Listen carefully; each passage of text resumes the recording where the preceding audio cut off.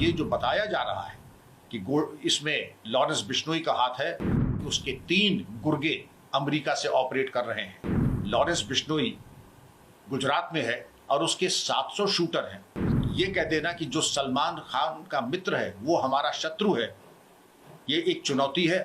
ये स्थिति अत्यंत चिंताजनक और भयावह है।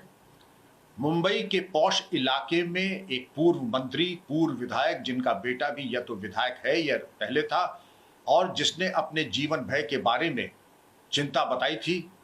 कुछ सुरक्षा मिली थी, बताया जाता है 2 कांस्टेबल्स मिले थे या वाई कैटेगरी मिली थी। उसके बावजूद अगर हत्या हो जाती है और बाहर से आए हुए 3 पेशेवर हत्यारे, जिसमें एक है धर्मराज, दूसरा है करनैल सिंह, एक हरियाणा का और एक उत्तर प्रदेश का, 9mm पिस्टल्स का इस्तेमाल किया जाना।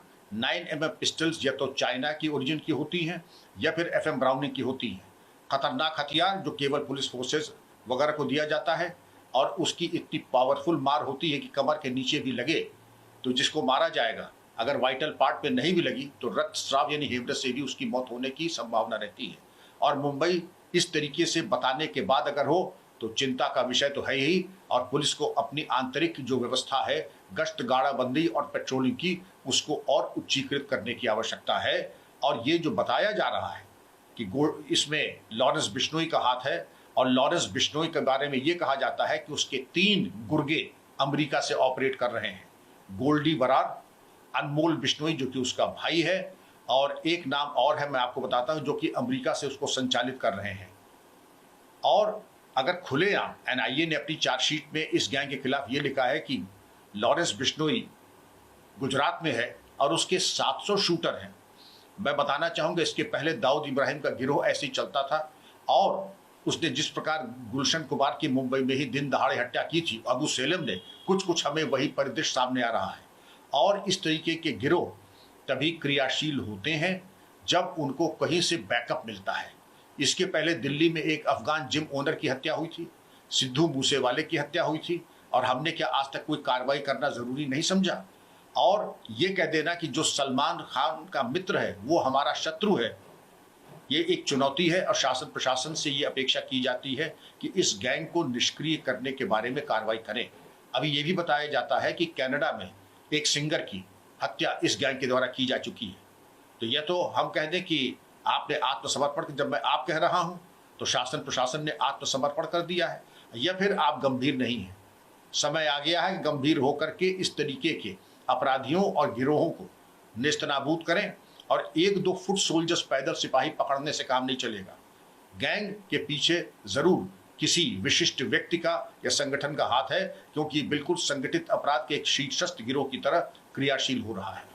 एक बड़ा अहम सवाल है सर, जैसे कि आपने जिक्र किया जिन पिस्टल्स का इस्तेमाल अशरफ के साथ भी किया गया था, उसमें भी 3 लड़के आए जो कि काफी यंग एज के थे। सेम सिचुएशन यहाँ, जैसे कि हाई टेक पिस्तौलों का इस्तेमाल किया गया था। तो क्या कुछ सिमिलरिटीज देख रहे हैं आप इन चीजों में? क्या मैं ये देख रहा हूँ कि हथियार हवा से नहीं आते। 9mm की ब्लैक में भी, असली अगर देखें मार्केट में प्रोहिबिटेड मोड है, मिलेगा नहीं, लेकिन ब्लैक में भी बताया जाता है कि 10 लाख से कम नहीं आता है। अगर अतीक के केस में आए थे वो भी अत्यंत आपत्तिजनक था। पुलिस कस्टडी में इस प्रकार की हत्या अत्यंत आपत्तिजनक और निंदनीय है।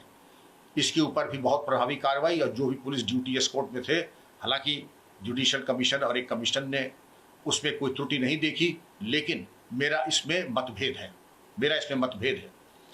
मैं चाहूंगा कि पुलिस कस्टडी में मौत एक गंभीर अपराध है, और पुलिसकर्मियों की संलिप्तता अथवा निष्क्रियता या दोनों ही परिस्थितियों में कार्रवाई होनी चाहिए थी।